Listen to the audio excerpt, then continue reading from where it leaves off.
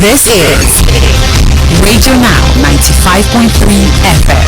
Come for the news, stay for informed conversations.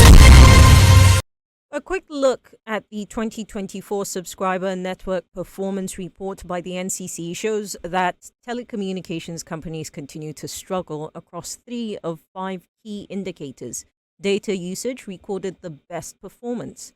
The report, which was published on Wednesday, shows that while broadband penetration also increased, the sector saw decreases in the number of active subscribers, internet subscribers, and teledensity. This paints a picture of the difficult operational terrain that the companies are facing in light of the economic landscape. Adia Tobatele, a tech expert who's been in the ICT business for over 40 years now, speaks to me on this, and he starts off with a general reaction to the report. I'm not so sure whether they dropped or whether they were cleaned out. I think it's more of a cleaning out, that the authorities decided that we needed a baseline of real customers.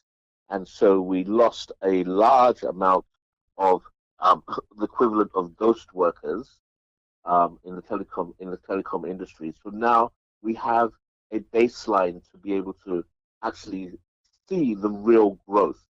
But we can see that there is, as I said, an increase in consumption.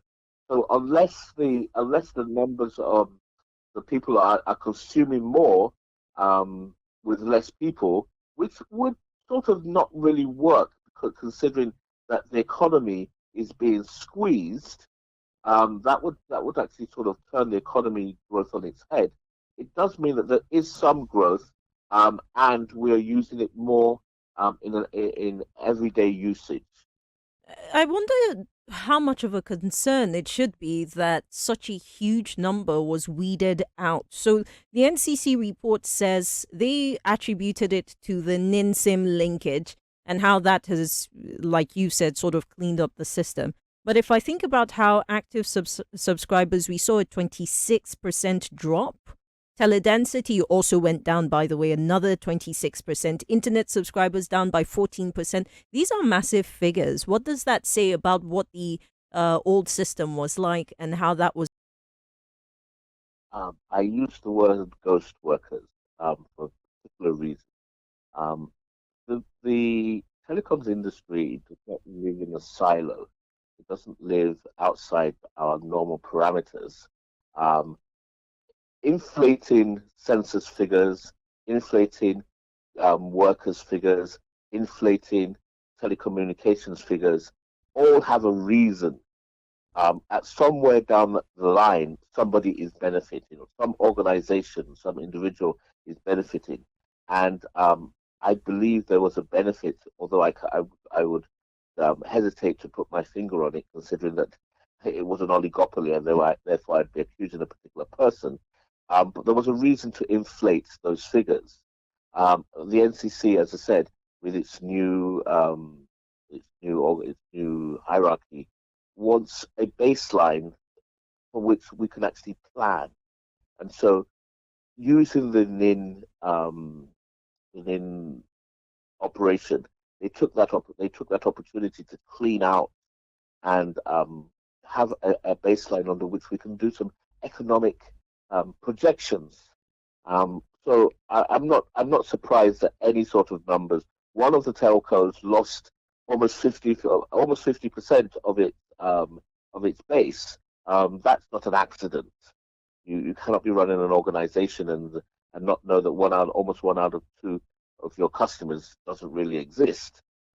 There's a part of this report that speaks to coverage by mobile cellular network, right? And of course, 2G, 3G, LTE, 4G, and 5G. And with all the noise that was made about 5G at its introduction, we're still at just 13.2% coverage. That's quite poor, or at least from my perspective. Would you share that perspective? If we had 6G tomorrow or 7G tomorrow, is there a demand for it? I don't think the telcos would not put 5G out there if there was a great demand for it. I think what we're basically seeing is that at the 84% of 4G and the 13% of 5G, that is where the equilibrium is. We have, for lack of a better word, decaying network infrastructure. 5G is a lot more sensitive, but it isn't even just the network infrastructure. Who is willing to pay for this rollout? Is there that demand?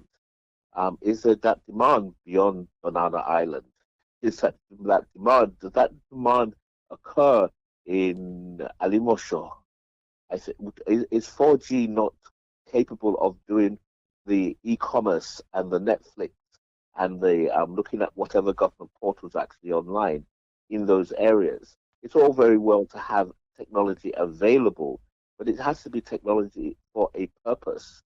I want to talk about the industry operators themselves and how rough it's been for them to operate in the market, particularly post 2023 economic reforms. This in by the end of 2024, they'd recorded over 7 trillion naira in revenue, but in terms of expenditure, they'd spent about 5 trillion naira plus, right? I'm curious as to how this compares with previous years where we've always had the telecom sector being a very strong contender in terms of contribution to GDP growth. Well, the GDP growth actually went up. I think it went from Yes, it did. 14. But if we compare it 14. to before 2023, it's still in many ways marginal performance. Yes, it is. But then, as I said, we got rid of half of the population, so that's not surprising. The question really is: are we reinvesting in capex um, to get a better infrastructure? I think these figures are showing that we are, and I think there will be better growth based on the capex that has been spent in the previous 12 months when we get the next report. My guest, Ade Atobatele, is a tech expert who's been in the ICT business for over 40 years now, sharing his thoughts on the recently published report by the NCC. This is the 2024 Subscriber Network Performance Report. This is Radio Now 95.3 FM. Come for the news, stay for informed conversations.